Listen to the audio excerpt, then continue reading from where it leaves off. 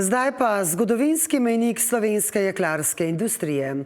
Skupina SIJ je v rekordnih 3 mesecih razvila visokotehnološki material za novo vesoljsko plovilo in bo za enega najzahtevnejših naročnikov na svetu dobavila kar 1100 ton jekla, ki bo že kmalu poletelo v vesolje. Z rezultati dosedanjega dela so presegli začetna pričakovanja in celo vplivali na tehnične izboljšave plovila.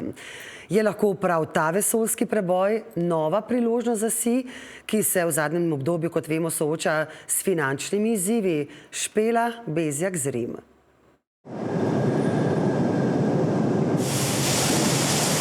Specialna jekla z visoko dodano vrednostjo je skupina SIJ doslej proizvajala že za letalsko in jedrsko industrijo, z najnovejšim projektom pa je vstopila še na trg vesoljske. Do neke poletja imamo namen proizvesti 1000 ton takega specialnega jekla. S pomočjo Naravoslovno-tehniške fakultete in Inštituta za kovinske materiale in tehnologijo so samo v 3 mesecih razvili in izdelali jeklo, ki bo že kmalu poletelo v vesolje. Pri tem pa presegli celo lastna pričakovanja. Proizvodnja jekel za vesoljske tehnologije predstavlja sam vrh te poti. Smo uspeli izboljšati mehanske lastnosti tega jekla, tako da smo s končnim kupcem tudi posodobili njihove materialne baze. Zaradi pogodbenih obveznosti naročnika jekla za gradnjo vesoljskega plovila še ne razkrivajo. Zahtevna vesoljska proizvodnja pa sicer teče po ustaljeni strokovni poti.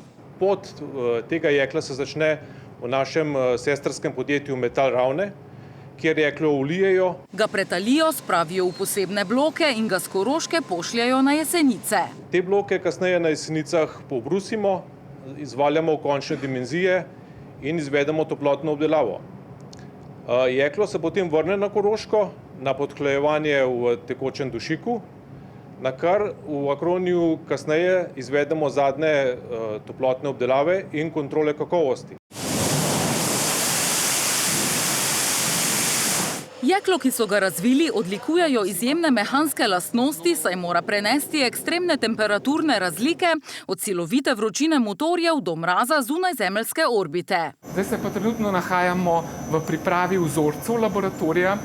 To se pravi, pri nam pride iz proizvodne material v surovem stanju, tukaj ga je treba odrezati, obrusiti, spolirati in pripraviti potem za pregled na mikroskopu, kjer se pogleda potem vsak vzorc, pogleda se mikrostruktura, kolegi zdaj gledajo, kakšne vrste mikrostrukture imajo. Od vlivanja do pakiranja in odpreme prvega slovenskega jekla, ki bo potovalo v vesolje, traja približno 75 dni. Vse poteka zelo časovno usklajeno in brez kompromisov na področju kakovosti. Zdaj samo jeklo se rodi pri približno 1600 stopinjah, se pravi postopek vlivanja.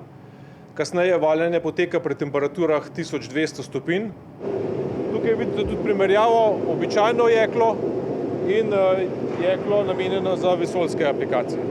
Pa bi lahko slovensko industrijo jekla, ki se sooča s finančnimi težavami, v boljše čase popeljala prav vesoljska tehnologija? Je vesoljska industrija nekje na neki vzletni točki.